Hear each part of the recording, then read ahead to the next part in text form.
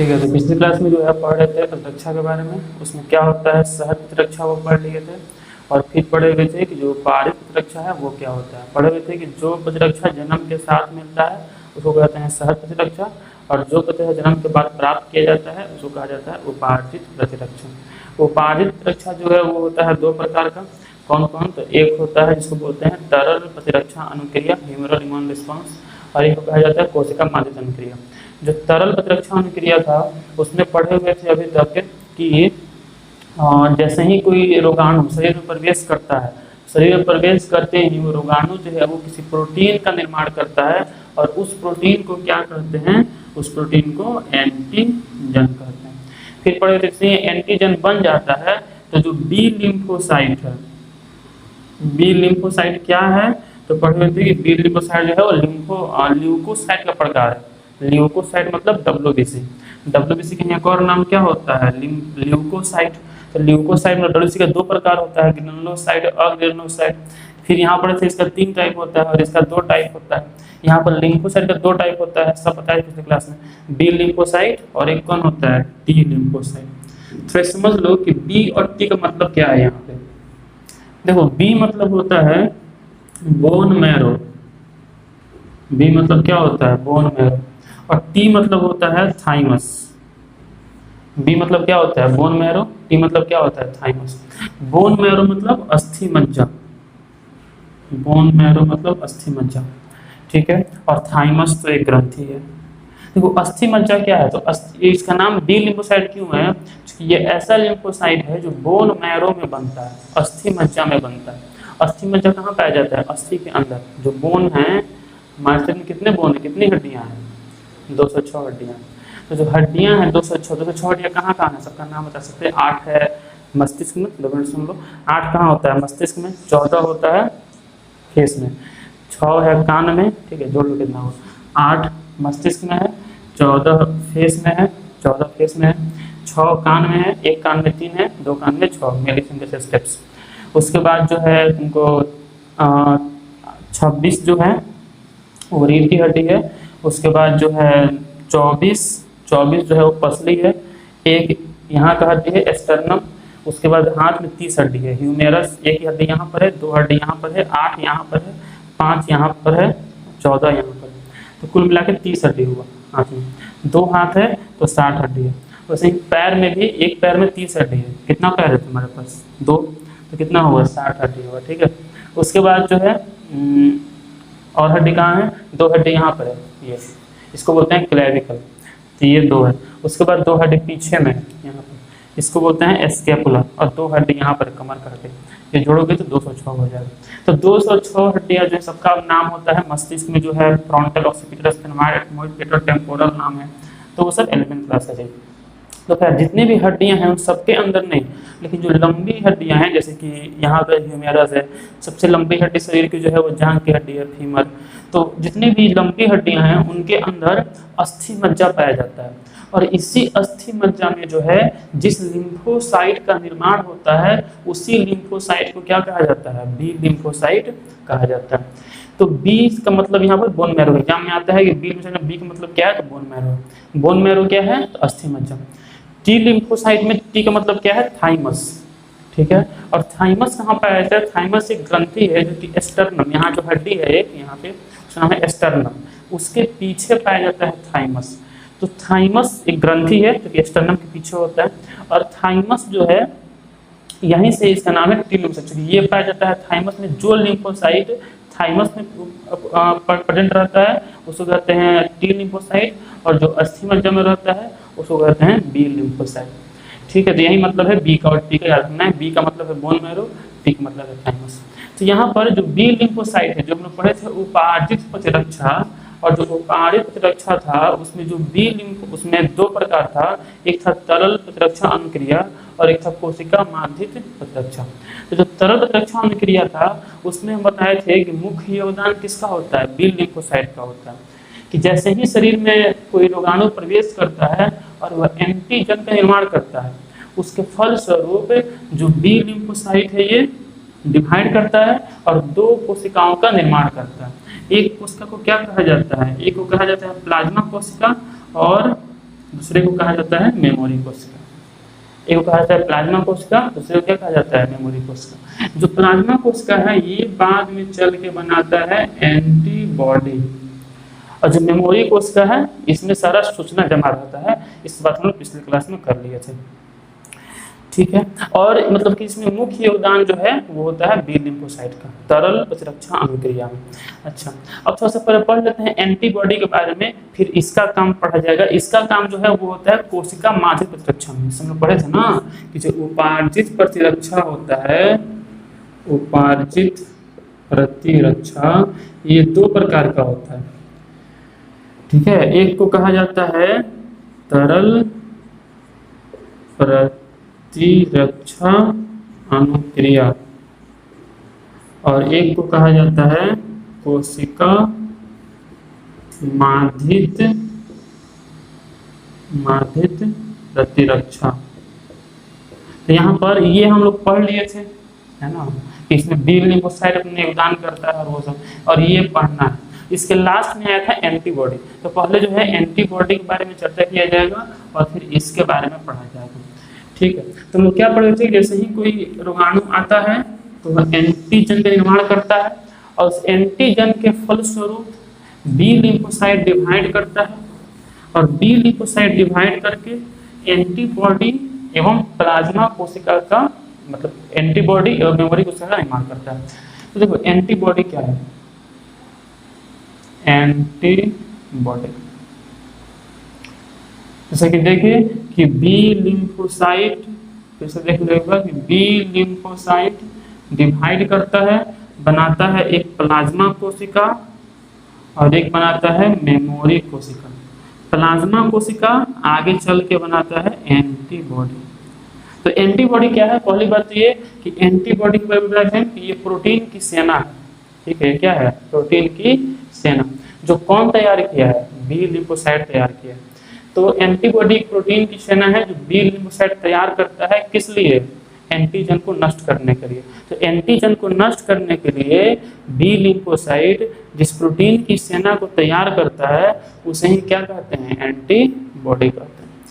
तो एंटीबॉडी जो होता है ये मुख्यतः 5 प्रकार का होता है।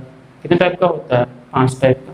कौन कौन, एक होता है IgA, एक होता है, तो साफ साफ लिखते हैं, ठीक है। एक होता है, देखो जैसा है राइटिंग वैसा तो है, इसमें क्या किया जा सकता है। एक होता है IgA, एक होता है IgM, एक होता है IgD, एक होता है IgE और एक होता है IG।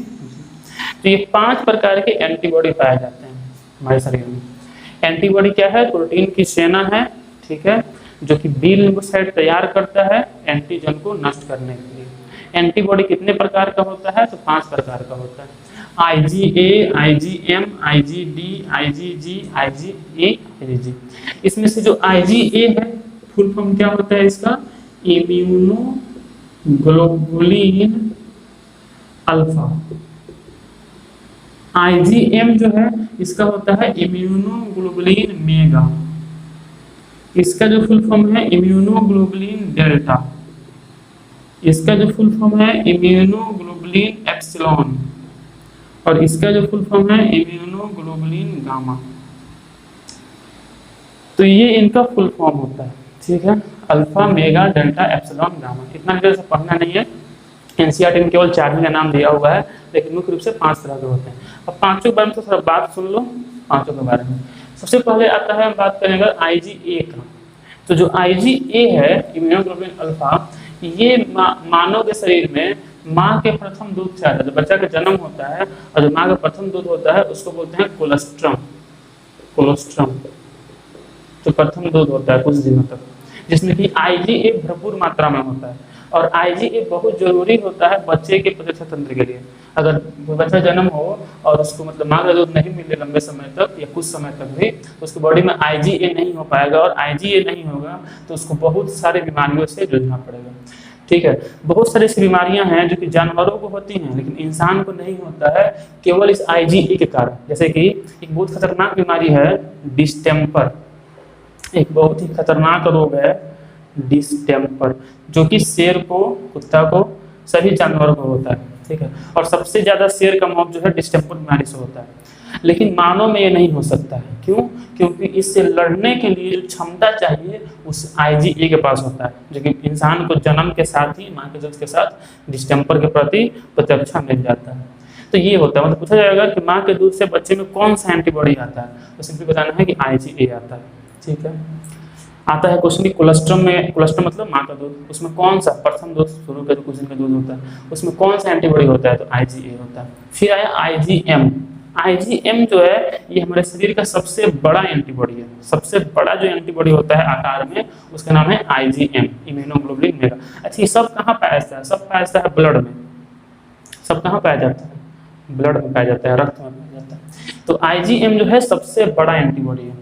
IgD इम्यूनोग्लोबुलिन डेल्टा, ठीक है, कुछ खास बात नहीं है इसके बारे में।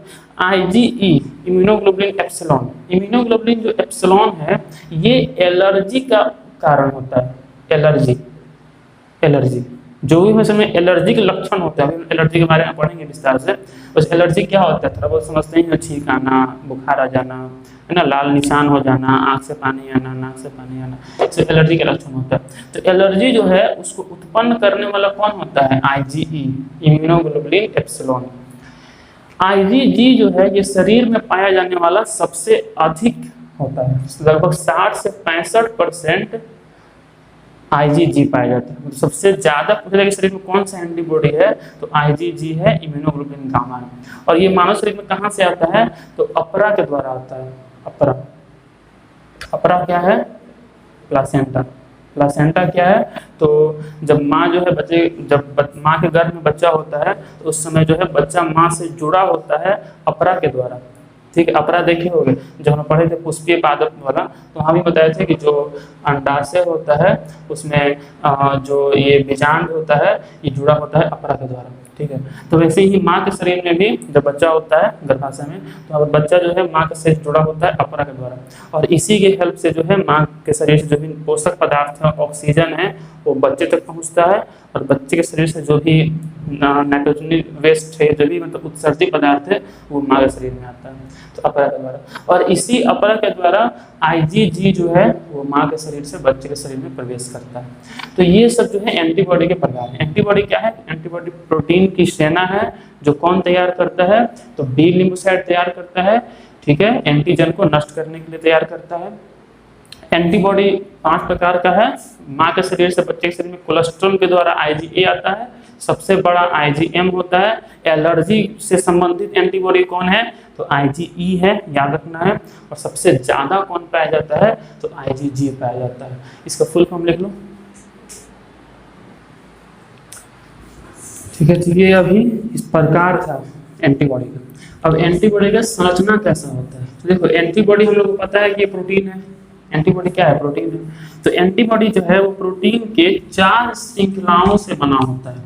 4 श्रृंखलाएं पाई जाती हैं एंटीबॉडी में, 4 श्रृंखलाएं होती हैं। 2 श्रृंखलाएं भारी होती हैं, ठीक है, और 2 श्रृंखलाएं हल्की होती हैं।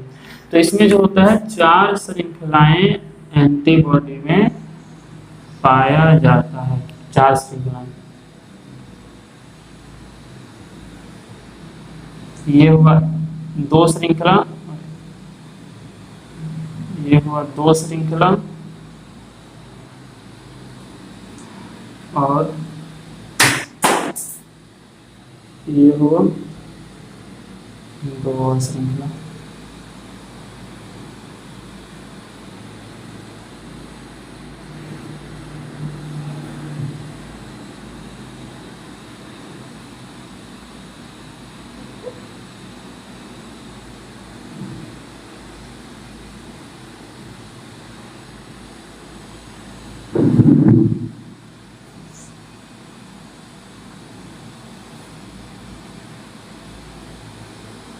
तो इस तरह से 4 श्रृंखलाएं जो है पाई जाती है।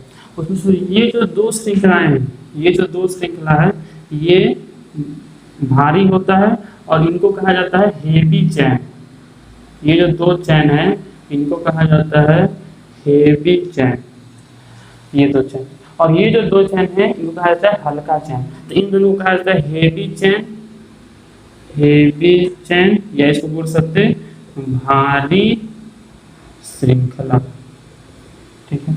और ये दो जो है इनको कहा जाता है लाइट चैन, लाइट चैन, या इसको बोल सकते हैं हल्की श्रृंखला, हल्की श्रृंखला। और ये आपस में जुड़े हुए हैं पेप्टाइड बॉन्ड के द्वारा, ठीक है। ये पेप्टाइड बंधन है, प्रोटीन आपस में जुड़े होते हैं किस बंध से? पेप्टाइड बंध से। पता होना चाहिए कि प्रोटीन के बीच में हमेशा कौन सा बंधन होता है? पेप्टाइड बंधन होता है।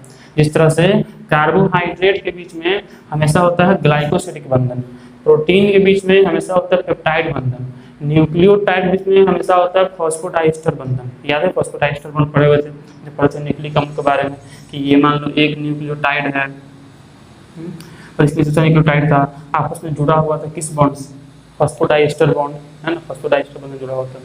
तो ये होता है एंटीबॉडी। तो इसमें देखो दो हेवी चेन है और दो लाइट चेन है, तो इसको H2L2 ऐसे लिखा जाता है। H2L2 मतलब क्या होगा कि दो हेवी चेन होता है इसमें और दो लाइट चेन होता है।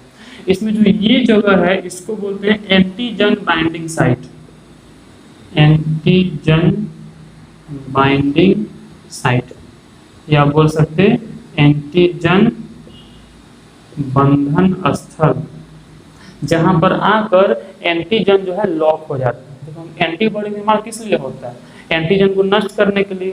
तो एंटीजन को नष्ट कैसे करता है? एंटीजन को यहाँ पर लाकर बांध देता है, और जब एंटीजन यहाँ बंध जाता है तो शरीर में फैल नहीं पाता है और धीरे धीरे यहाँ पर बांध के उसको नष्ट कर देता है। तो ऐसे ही जो है ये काम करता है एंटीबॉडी। तो एंटीबॉडी वाले फिर सुनो, एंटीबॉडी में कितने चैन है? तो 4 चैन है, 2 भारी चैन है और 2 हल्के चैन है। जो 2 भारी चैन है वो उन्हें बोलते हैं हेवी चैन, ठीक है, इनका सिंबल होता है H2, और 2 हल्के चैन है इनको बोलते हैं L2 लाइट चैन। सिंबल क्या होता है इसका? H2L2, ठीक है। कैसे काम करता है? जिसमें एंटीजन बंधन स्थल है, एंटीजन बाइंडिंग साइट, यहाँ पर आकर बन जाता है एंटीजन और उसको धीरे धीरे ये नष्ट कर देता है। तो इस तरह से जो है एंटीबॉडी काम करता है।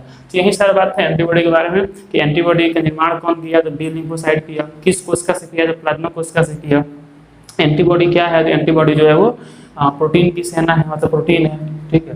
कितने श्रृंखलाएं होती हैं? उसमें 4 श्रृंखलाएं होती हैं। एंटीबॉडी कितने प्रकार के होते हैं? तो 5 प्रकार के होते हैं, IgA, IgD, IgM, IgG, IgE। उसमें से एलर्जी के लिए कौन रिस्पॉन्सिबल है? तो IgE। सबसे अधिक कौन पाया जाता है? तो IgG, ठीक है। सबसे बड़ा कौन होता है? तो IgM। माँ के शरीर से कोलेस्ट्रॉल के द्वारा बच्चे में कौन आता है? तो IgA। तो ये सब कुछ ऑब्जेक्टिव टाइप क्वेश्चन, देखो यहीं से ऑब्जेक्टिव क्वेश्चन आता है, अभी इसमें बाहर से नहीं आता है। यही सब मतलब ये आ गया कि एंटीबॉडी को निरूपित कैसे किया जाता है, H2L2 कि HL2 कि H3L3 आया हुआ क्वेश्चन है बोर्ड में, तो H2L2 होगा। तो इस तरह से जो है ऑब्जेक्टिव भी तैयार हो जाएगा और सब्जेक्टिव। इसको बना लेना, बनाने के बाद बेहतर होगा NCERT में डायग्राम है उसको भी देख लेना, उसमें भी ऐसा ही डायग्राम आपको मिल जाएगा देखने में। तो चलो अभी तक जो है हम लोग एंटीबॉडी के बारे में पढ़ लिए, एंटीजन का निर्माण कहाँ होता है वो पढ़े, फिर एंटीजन कितने प्रकार का होता है वो पढ़े, फिर एंटीजन जो है वो संरचना कैसी होती है वो देखें। अब तो ऐसा करते हैं एक टॉपिक, सक्रिय एवं निष्क्रिय प्रतिरक्षा। सक्रिय एवं निष्क्रिय प्रतिरक्षा, प्रतिरक्षा अंग्रेजी में बोल सकते हैं एक्टिव एंड पैसिव इम्यूनिटी। देखो सक्रिय एवं निष्क्रिय प्रतिरक्षा क्या है? तो अगर मान लो कि हमारे शरीर में कोई रोगाणु प्रवेश करेगा तो क्या करेगा? बनाएगा एंटीजन। जैसे ही बनाएगा एंटीजन तो बी लिम्फोसाइट डिवाइड करेगा और वो एंटीबॉडी निर्माण करेगा। तो ये जो सारा प्रक्रिया है इसमें शरीर खुद से एंटीबॉडी बना रहा है, उससे जो प्रतिरक्षा उत्पन्न होगा, जो इम्यूनिटी उत्पन्न होगा, जो क्षमता उत्पन्न होगा बीमारी से लड़ने का, उसको बोलते हैं सक्रिय प्रतिरक्षा। मतलब जब कोई एंटीजन प्रवेश करे और बी लिम्फोसाइट विभाजित हो और खुद से बनाए एंटीबॉडी, तो वो जो प्रतिरक्षा होगा उसको बोलेंगे सक्रिय प्रतिरक्षा।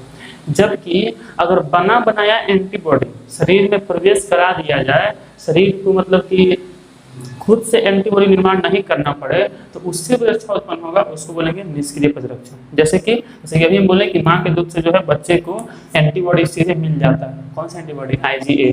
तो ये कौन सा प्रतिरक्षा हुआ? ये हुआ निष्क्रिय प्रतिरक्षा, जो कि इसमें शरीर खुद से एंटीबॉडी नहीं बनाया है, बल्कि बना बनाया एंटीबॉडी शरीर में प्रवेश करवा दिया गया।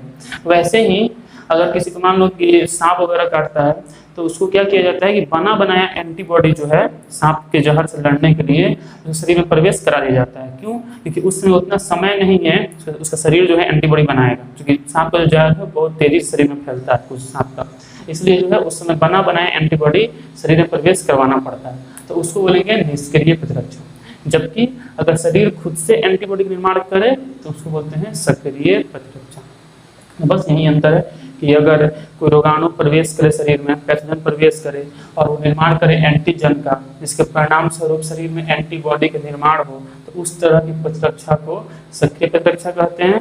जबकि यदि बना बनाया एंटीबॉडी शरीर में प्रवेश करा दिया जाए तो इसको निष्क्रिय प्रतिरक्षा कहते हैं।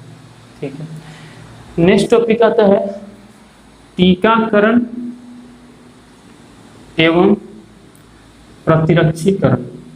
बहुत इंपॉर्टेंट क्वेश्चन है, टीकाकरण एवं प्रतिरक्षीकरण। अंग्रेजी में बोलते हैं वैक्सीनेशन। आप तो नाम खूब सुन रहे होंगे वैक्सीनेशन का, कि टीकाकरण होने वाला है, टीका आने वाला है कोरोना का।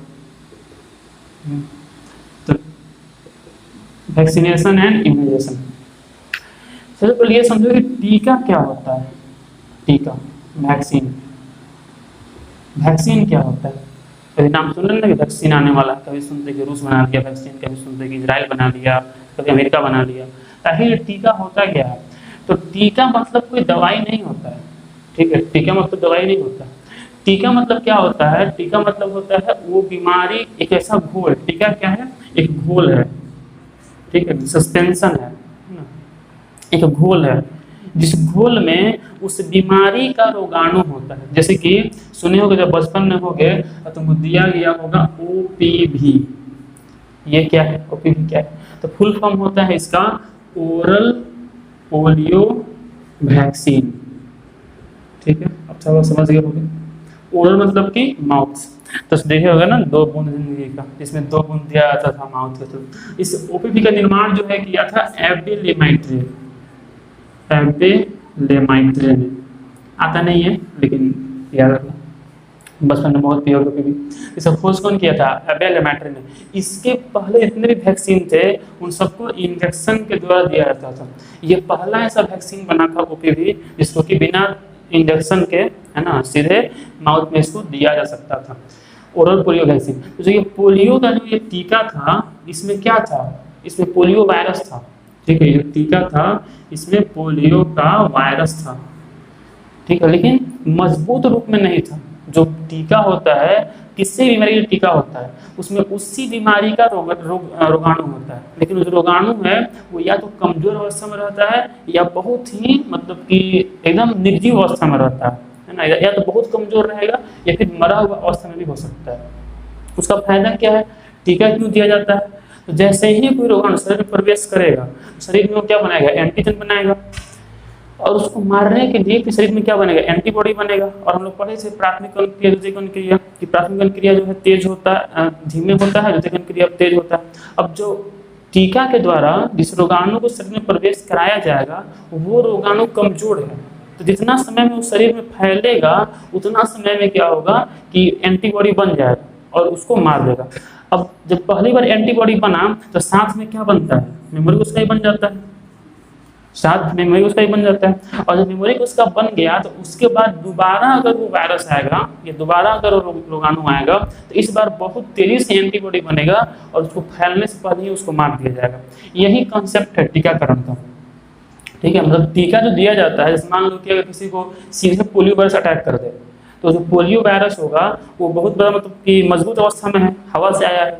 ठीक है, तो वो शरीर में इजली बीमारी क्रिएट कर सकता है, लेकिन वैक्सीन के द्वारा जो पोलियो वायरस शरीर में दिया जाएगा वो कमजोर अवस्था में होगा, तो शरीर में फैले इससे पहले एंटीबॉडी बन जाएगा और उसको मार दिया जाएगा। उससे होगा क्या कि भविष्य के लिए इम्यूनिटी डेवलप हो गया, भविष्य में अगर दोबारा वो आएगा तो हमारे ऊपर उसका कोई भी प्रभाव नहीं पड़ेगा। तो वही होता है टीका। टीका क्या होता है? एक ऐसा घोल जिसमें किसी रोगाणु या तो मृत अवस्था में या फिर कमजोर अवस्था में उपस्थित होता है, और जिस प्रक्रिया के द्वारा टीका शरीर में दिया जाता है उस प्रक्रिया को टीकाकरण कहते हैं। टीकाकरण क्या है? तो जिस प्रक्रिया के द्वारा, जैसे कि या तो ओरली दिया जाए मुख में या फिर इंजेक्शन से दिया जाए, जैसे कि जो हेपेटाइटिस बी होता है हेपेटाइटिस बी वायरस जो होता है उसके द्वारा जो हेपेटाइटिस बीमारी होता है, हेपेटाइटिस। तो इसमें क्या होता है कि इसका जो टीका होता है हेपेटाइटिस होता है, इसका जो टीका होता है वो दिया जाता है इंजेक्शन के द्वारा। तो वो जो टीका है दिया गया है इंजेक्शन के द्वारा। पोलियो का जो है दिया जाता है मुख में, वैसे ही जो कोरोना का भी आने वाला है वो भी अभी इंजेक्शन के द्वारा आया है देने के लिए। तो जिस भी तरीका से टीका शरीर में प्रवेश कराया जाए उस प्रक्रिया को क्या कहते हैं, टीकाकरण कहते हैं। जिस टीका क्या है, टीका एक ऐसा घोल है जिसमें रोगाणु या तो कमजोर अवस्था में या मृत अवस्था में उपस्थित होता है, और जिस प्रक्रिया से टीका शरीर में प्रवेश कराया जाता है उस प्रक्रिया को क्या कहते हैं, टीकाकरण कहते हैं। अब जैसे ही टीकाकरण होगा, तो जैसे ही शरीर में टीका प्रवेश करेगा तो फिर क्या होगा, शरीर में रोगाणु आ गया तो शरीर में फिर से जो है वो बनाएगा एंटीजन, इसके परिणाम स्वरूप बी लिम्फोसाइट टूटेगा, ठीक है, और क्या बनाएगा, प्लाज्मा कोशिका और मेमोरी कोशिका। प्लाज्मा कोशिका फिर एंटीबॉडी बनाएगा। तो ये जो सारा प्रक्रिया है इसको बोलते हैं प्रतिरक्षीकरण। मतलब टीकाकरण होते ही शरीर में फिर प्लाज्मा कोशिका विभेदित होकर बी लिम्फोसाइट विभेदित होकर प्लाज्मा कोशिका एवं मेमोरी कोशिका निर्माण करेगा, फिर प्लाज्मा कोशिका जो है वो निर्माण करेगा एंटीबॉडी का। इस सारे प्रक्रिया को क्या कहा जाता है, प्रतिरक्षीकरण कहा जाता है। तो टीकाकरण क्या है, तो जिस प्रक्रिया से टीका शरीर में प्रवेश कराया जाता है उस प्रक्रिया को टीकाकरण कहते हैं। एवं टीकाकरण के फलस्वरूप शरीर में बी लिम्फोसाइट का विभाजित होना, उससे प्लाज्मा कोशिका और मेमोरी कोशिका बनना, फिर प्लाज्मा कोशिका से एंटीबॉडी बनना, ये सब कहलाता है प्रतिरक्षीकरण। ठीक है, एग्जाम में आता है, 5 नंबर में आता है। तो अगर आएगा तुमको अपने मन से जोड़ के लिखना होगा या फिर नोट्स में भी सफिशिएंट अमाउंट में लिखा हुआ है कि टीका। इसके वजह से टीका क्या है, टीका एक ऐसा घोल है जिसमें कोई रोगाणु कमजोर अवस्था में या मृत अवस्था में उपस्थित होता है। उसके बाद थोड़ा इसके बारे में लिख देना कि ओरल पोलियो वैक्सीन सबसे पहला टीका था जो खोजा गया था जिसको हम मुख से दे सकते थे बिना इंजेक्शन के हेल्प के। कौन बनाया था, तो एबेल लेमैट्रे ने बनाया था। ठीक है, टीका को जिस तरीका से शरीर में प्रवेश कराया जाता है उसको टीकाकरण कहते हैं। टीकाकरण के बाद शरीर में जो है बी लिम्फोसाइट विभाजित होकर प्लाज्मा कोशिका मेमोरी कोशिका बनाता है, प्लाज्मा कोशिका फिर एंटीबॉडी बनाता है, इस प्रक्रिया को प्रतिरक्षीकरण कहते हैं। ठीक है, एक इसको पढ़ लो। ठीक है, अभी देखेंगे हम लोग कि टीकाकरण क्या है। टीकाकरण क्या समझाएं कि टीका क्या है। टीका एक घोल है जिसमें किसी भी रोग के लिए जो उत्तरदायी रोगाणु है वो उपस्थित रहता है। पहले कि जिस तरीका से टीका शरीर में प्रवेश कराया जाता है उस पर तरीका को टीकाकरण कहते हैं। और टीकाकरण होने के बाद पूरा परिवर्तन होता है, इसमें कि हमारा एंटीबॉडी बनता है, लिम्फोसाइट विभाजित होता है, वो सब कहलाता है प्रतिरक्षीकरण। सबसे पहला टीका जो है वो बनाया था एडवर्ड जेनर ने। सबसे पहला टीका बनाया था एडवर्ड जेनर ने बनाया था, और किसके लिए बनाया था, चेचक के लिए 1795 में। ठीक है, चेचक जिसकी बनाया शुरू में ही चेचक जिसको भी 30% खत्म किया जा चुका है। 1990 के बाद से चेचक का अभी तक कोई भी केस नहीं मिला है, लेकिन एक समय था कि बहुत ही अधिक भयानक बीमारी था और उस समय टीका जब बनाया था एडवर्ड जेनर ने 1995 में। ठीक है, अभी और एक प्रतियोगिता में कोशिका मानविक प्रतिरक्षा, कोशिका मानविक प्रतिरक्षा हम पढ़े थे ना कि जो उपाय सुरक्षा है वो 2 टाइप का था। एक कौन था, एक था इसका नाम था मेमोरल इम्यून रिस्पॉन्स, एक था कोशिका मानविक सुरक्षा। तो ये क्या होता है, कोशिका मानविक सुरक्षा ये होता है जिसमें कि हमारी जो कोशिका है जो इसके पहले वाला था क्रिया, उसके लिए कौन उत्तरदायी था, बी लिम्फोसाइट। उत्तरदायी कौन था, बी लिम्फोसाइट। इसके लिए उत्तरदायी कौन होता है, टी लिम्फोसाइट। इसके लिए उत्तरदायी होता है टी लिम्फोसाइट। जो हम इस प्रॉब्लम कर रहे थे उसमें सारा काम कौन कर रहा था, बी लिम्फोसाइट कर रहा था, लेकिन इसके लिए जो उत्तरदायी है वो है टी लिम्फोसाइट। तो इसमें होता क्या है, जो टी लिम्फोसाइट है, तो टी मतलब थाइमस, डी मतलब बोन मैरो, टी मतलब थाइमस। तो ये टी लिम्फोसाइट है, ये पहचानता है कौन कोशिका मेरा है और कौन कोशिका मेरा नहीं है। मतलब जिस शरीर में है उस शरीर की कोशिका को पहचानता है। ठीक है, और जब ऐसा होता है कि शरीर में अगर टी लिम्फोसाइट है और पहचान रहा है और बाहर से ऐसा कोशिका आता है जिसकी पहचान से कि मेरा कोशिका नहीं है, तो उस पर ये हमला कर देता है। जैसे कि इसका जो अच्छा उदाहरण मिलता है वो मिलता है अंग प्रतिरोपण में। तो जब अंग प्रतिरोपण होता है, मतलब एक ऑर्गन ट्रांसप्लांट होता अंग मान लो काम करना बंद कर दे, किडनी लीवर या फिर कोई भी अंग, तो उसके में क्या किया जाता है कि मतलब जो अंग जो है प्रतिरोपण किया जाता है, मतलब अंग बाहर से लगाया जाता है।